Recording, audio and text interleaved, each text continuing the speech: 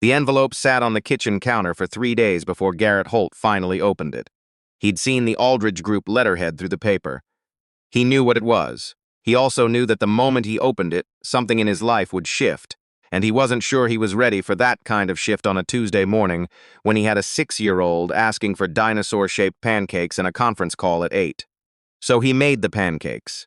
He took the call. He drove Theo to school, watched the boy run through the front gate without looking back. The way kids do when they're confident the world is safe, when they don't yet know the world can take things from you, and then Garrett sat in his truck in the parking lot and opened the envelope. The number inside was $780 million. He read it twice. Then he folded the letter, put it in the glove compartment under a parking ticket and a crumpled drawing Theo had made of a T-Rex wearing a cowboy hat, and drove to work. Garrett had built Holt Systems from a spare bedroom in a duplex in Dayton, Ohio. He was 29 years old then, newly divorced, and the father of a 14-month-old boy who slept in a second-hand crib 3 feet from his desk. He wrote code at night while Theo slept. He sent cold emails in the early mornings before the baby woke. He survived on coffee and the particular kind of stubbornness that has no name because it doesn't feel brave from the inside. It just feels like not stopping. His ex-wife, Renee, had left for Portland with a man she'd met at a conference. She wasn't a villain in this story. She was just someone who had decided that the version of her life she wanted didn't include Dayton, or a startup that wasn't yet profitable, or a husband who'd rather stare at code at 2 in the morning than figure out what was going wrong between them. She'd offered to take Theo. Garrett had said no, quietly and without drama, and somehow that conversation had ended with Theo staying. He didn't regret it for a single hour. Holt Systems, by the time the Aldridge letter arrived, had grown into a mid-sized cybersecurity firm with 200 employees, contracts with 4 of the top 10 healthcare networks in the country, and a proprietary data protection framework that 3 separate tech publications had called, in various ways, the most elegant solution to a problem the industry had been ignoring for a decade. Garrett wasn't famous. He wasn't on magazine covers. He showed up at his kids' soccer games and coached the U8 team on Saturdays and made dinner most nights, and was by any reasonable measure doing fine. The Aldridge Group was not fine in the same quiet way. They were loud and enormous, and their name was on buildings. Franklin Aldridge Sr. had founded the company 50 years ago, and it had metastasized from regional banking into a conglomerate that touched real estate, insurance, private equity, and, increasingly, healthcare data. That last part was why they wanted Holt Systems. Garrett understood that. What he hadn't anticipated was the way they'd go about it. The first meeting was pleasant enough. It took place in Chicago in a conference room on the 43rd floor with a view of Lake Michigan that cost someone a great deal of money per square foot. 3 people from the Aldridge Group sat across from Garrett and his attorney, a senior VP named Lawrence with a precise handshake, a young analyst who took notes without looking up, and Franklin Aldridge Jr., who went by Frank and who had the particular ease of a man who had never once in his life worried about a parking ticket. Frank was polite. The VP was businesslike. The number they put on the table was lower than the letter, $620 million, as an opening. But Garrett's attorney had told him to expect that, and Garrett had learned over 15 years of building something from nothing, not to let a number change the expression on his face. They talked for 2 hours. Garrett answered questions about infrastructure, about client contracts, about the technical team, and their retention agreements. He was precise and thorough and gave them exactly what they needed to understand the value of what they were trying to buy. He did not oversell. He had never been good at overselling. Frank Aldridge shook his hand at the end and said, "We'll be in touch, Garrett," with the tone of a man who fully expected that to be enough.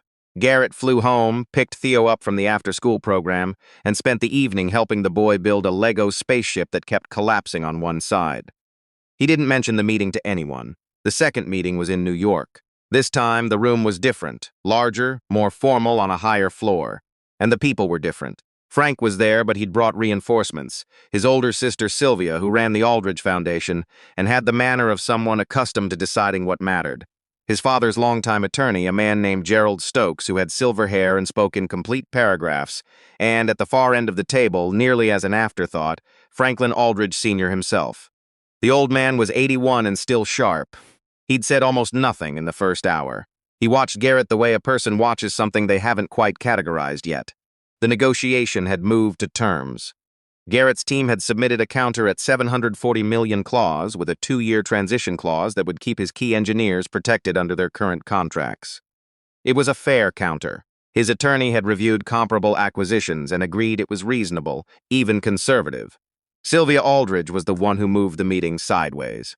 She'd been quiet through most of the technical discussion, but now she leaned forward slightly, the way people do when they've been waiting for the right moment, and she said, with a smile that didn't reach her eyes, "I have to ask, do you have a team in place that can handle the transition without you? Because I've done some reading and it seems like Holt Systems has been quite dependent on one person." There was a pause. Garrett looked at her. "We have a strong technical team. I've spent the last 4 years building redundancy into leadership." "Of course," she said. "I only mean, there's a difference between a company and a one-man show. We want to be acquiring a company." It was a small thing. The words themselves were defensible. But the tone was not, and everyone in the room knew it. Frank shifted slightly in his seat. The young analyst looked at his notepad. Garrett said evenly, "Then it's fortunate you're looking at a company." Sylvia smiled again. "Dayton, right? You're based in Dayton. We are." She looked down at the folder in front of her. "And you run this largely on your own? No partner, no co-founder?" "I founded Holt Systems. My leadership team runs it with me." "Right." She tapped the folder once, a small, decisive gesture. "I just want to make sure we're all being honest about what we're buying. Sometimes, and I've seen this, a company's valuation is really a valuation of one person's relationships, and that person's circumstances can change." The word circumstances landed with a particular weight. Garrett was quiet for a moment. He understood what she was gesturing at. He was a single father. He'd been open about that in an industry profile 2 years ago, had talked about Theo, about the balancing act, about what it meant to build something while also raising someone. He'd thought at the time that it was an honest thing to say. Now Sylvia Aldridge was using it as a liability. He looked at her directly. "My circumstances are stable," he said. "What else would you like to know about the company?" Gerald Stokes, the attorney, took over from there, and the meeting moved back to something resembling professional. But Garrett felt the shift. Not in the room, in himself. Something had clarified. He'd walked in that morning willing to do this deal.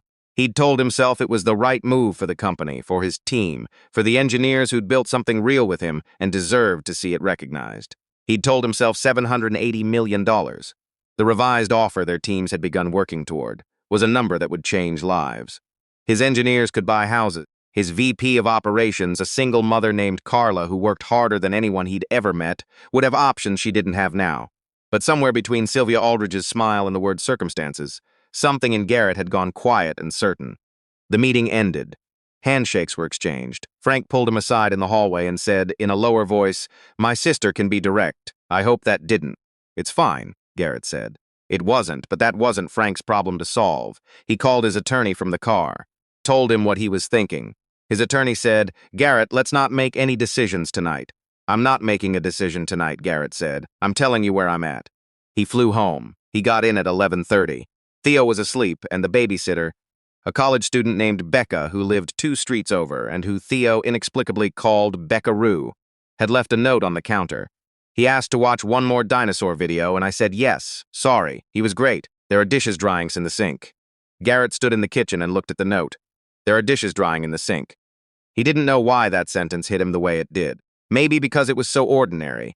Maybe because the whole day had been a billion-dollar conversation in a glass tower above a city that wasn't his, and now he was standing in his kitchen in Dayton at midnight reading about dishes. He looked around the kitchen. The Lego spaceship was on the counter, still listing to the left. A permission slip for Theo's class field trip to the Natural History Museum was stuck to the fridge with a dinosaur magnet. A drawing Theo had made at school. 2 stick figures, one tall and one small, both smiling, was taped to the cabinet above the stove. Theo had written "Me and Daddy" at the top in letters that got progressively bigger because he'd run out of room. Garrett stood there for a long time. He called Frank Aldridge the next morning, not his attorney. Frank directly. Frank answered on the second ring, which told Garrett he'd been expected to call eventually. "I want to be straightforward with you," Garrett said. "I've been thinking about this since yesterday." "I understand," Frank said. "If this is about Sylvia, it's not about Sylvia specifically. It's about what I need to feel right about this deal." He paused. "And I don't feel right about it." A beat of silence. "Walk me through what you need," Frank said. Garrett had been through this in his head. "The transition clause stays exactly as written. My engineers are protected. The Dayton office stays open. That's non-negotiable. These are people with lives in that city. And the 2-year operational continuity clause." He paused. "And I need to know that the acquisition is of the company, not a management change dressed up as one. I need your word on that." Frank was quiet for a moment. Those are the same terms you submitted. Then what changed? Garrett considered how to answer that honestly. I needed to know how your family handles being told no, now I know. Another silence. Garrett, Frank said, we want Holt Systems. My father wants this acquisition. Sylvia was. He stopped. She was out of line. I'll be honest with you. I appreciate that. Can I call you back this afternoon? I need to speak with the team. Sure, Garrett said. I'll be at my son's soccer game. You can reach me after 4. He sat in a folding lawn chair on the edge of a muddy field in Dayton, Ohio on a Saturday morning and watched Theo run toward a soccer ball with the specific intensity of a 6-year-old who has forgotten that other players exist. The boy had his mother's eyes and Garrett's way of concentrating, that same narrowing of focus, that same full commitment to whatever was directly in front of him. A man named Phil from the other coaching staff came and stood next to Garrett with a cup of coffee and said, "Yours is the one who went the wrong direction twice already." "He's going to score today," Garrett said. "You'll see." Phil laughed. Theo did not score. He did, however, chase a kid named Cooper the entire length of the field with a persistence that drew genuine applause from the sideline parents, and he stopped just short of the goal and kicked with everything he had, and the ball went 6 feet wide of the post. Theo put his hands on his hips and stared at the goal with an expression of profound disappointment that was so adult, so recognizable, that Garrett laughed from somewhere deep. His phone buzzed at 4:15. He walked to the edge of the parking lot to take the call. Frank's team had come back. They'd agreed to the transition clause as written. They'd agreed to the Dayton office. The operational continuity clause was in.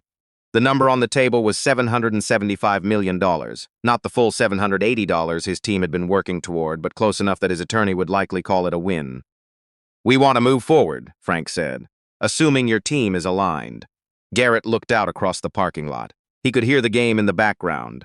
The shouts of 6-year-olds, a whistle, someone's parent yelling, "Good effort, buddy," with perhaps more enthusiasm than the situation required.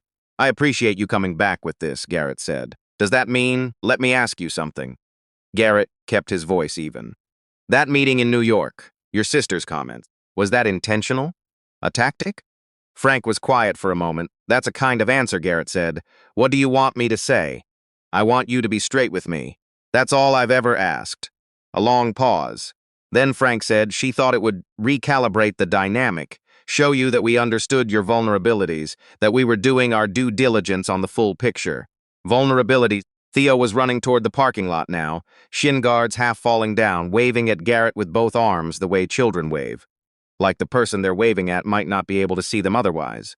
Garrett waved back. He thought about the word vulnerabilities. He thought about Theo at 14 months old, sleeping in a crib 3 feet from the desk where Garrett was writing the first lines of code that would eventually become a company worth $750 million. He thought about 15 years of early mornings and late nights and school pickups and parent-teacher conferences and soccer games and dinosaur pancakes and permission slips on the fridge. He thought about his engineers in Dayton, people who had chosen to work for him, who had built something with him, who had trusted him with years of their lives. He thought about Sylvia Aldridge's smile and the word circumstances and the specific way she'd wielded it. "Frank," he said, "I'm going to be straight with you too. Okay. I don't think I can do this deal." The silence that followed was different from the previous ones. This one had weight. "Garrett, I've thought about it carefully. I respect what you've tried to do today. I believe you're sincere, but I don't trust the organization. And I'm not going to hand my company, my people, to an organization I don't trust." He kept his voice calm, not cold, not angry, just clear. "The terms don't fix that. The number doesn't fix that. We can address the trust issue," Frank said. "We can structure additional protections. I know. But structure doesn't change culture, and the culture of your organization showed me something in that meeting that I can't unsee." He paused. "I'm sorry. I know this isn't the call you were hoping for." Theo had reached him now and was tugging on his jacket sleeve, holding up 4 fingers and saying, "Daddy, I almost scored 4 times." Garrett put a hand on the boy's shoulder. "Frank, I'm going to let you go. I'll have my attorney send over a formal withdrawal. I wish you well, genuinely." He ended the call. Theo looked up at him. "Who was that?" "Someone I was doing business with. Are you done doing business?"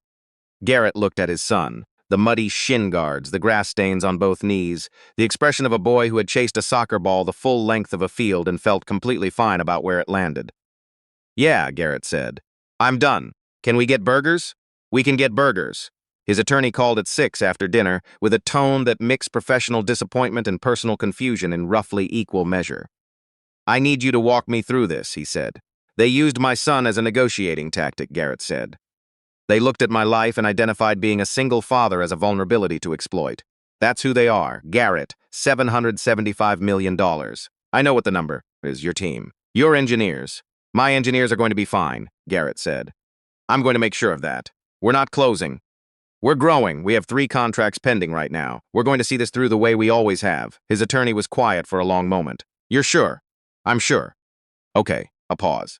For what it's worth, and I don't usually say things like this, I think I understand. I know it doesn't make sense on paper. No, it doesn't. Another pause. But I've been doing this for 30 years, and I think there's something to be said for knowing what you're not willing to sell. 3 weeks later, a reporter from a tech industry publication called asking for comment on a rumor that the Holt-Aldrich deal had fallen through. Garrett's PR contact sent a standard response. Holt Systems has decided not to move forward with the acquisition at this time. The company remains focused on growth and its existing client partnerships. 11 words. No drama. The industry forum speculated for a few days. Someone claimed the deal had collapsed over valuation. Someone else said there were technical due diligence issues.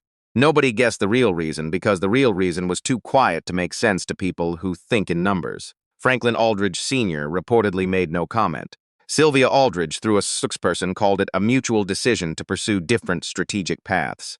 Frank Aldridge did not comment at all. 8 months after walking away, Holt Systems closed its largest contract to date, a 7-year data security agreement with a national hospital network that represented, in recurring annual revenue, more than anything the Aldridge acquisition would have generated in royalties. Garrett announced it in an all-hands meeting in the Dayton office, in a conference room with a whiteboard that still had someone's brainstorming session from 2 weeks ago on it, in a building that smelled like coffee and the particular aliveness of a place where people are making something. He stood in front of his team, Carla, the VP who worked harder than anyone, Ryan, his head of engineering who had saw 3 competitive offers in the past year, the analysts, the developers, the support staff, every one of them, and said simply, "We're not going anywhere." The room responded the way rooms do when they've been waiting for something to be said out loud. On a Tuesday night in November, Garrett sat at the kitchen table helping Theo with a school project about the solar system.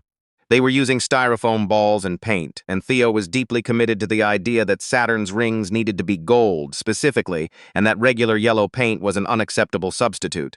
"They're gold," Theo said, with the certainty of a person who has looked into this.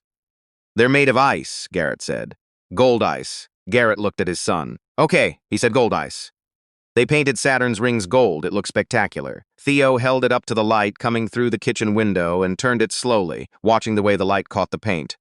"This is the best one," he said. "It is," Garrett agreed. He wasn't thinking about $775 million. He wasn't thinking about Sylvia Aldridge or Frank Aldridge or a glass tower in New York with a view of Lake Michigan. He was thinking that the paint on Theo's hands had gotten on the table and that they'd need to clean it before it dried, and that Saturn's rings did, in fact, look better in gold. Outside, it had started to snow, the first real snow of the season, the kind that sticks and makes the world quiet. Theo noticed it through the window and went completely still. The way children do in the first moments of snow, as if the world has done something unexpected and remarkable and they need to make absolutely sure they don't miss it. Garrett watched him watch the snow. He thought about all the things he'd been offered and all the things he'd chosen and the particular arithmetic of a life that doesn't always add up the way you expect it to, and doesn't need to. He thought about a boy who almost scored 4 times and felt fine about where it landed. "Daddy," Theo said, still watching the snow, "do you think it'll stick?" Garrett looked out at the quiet street, at the white collecting on the grass, at the neighborhood settling into something slower and softer than the day before. "Yeah," he said, "I think it'll stick."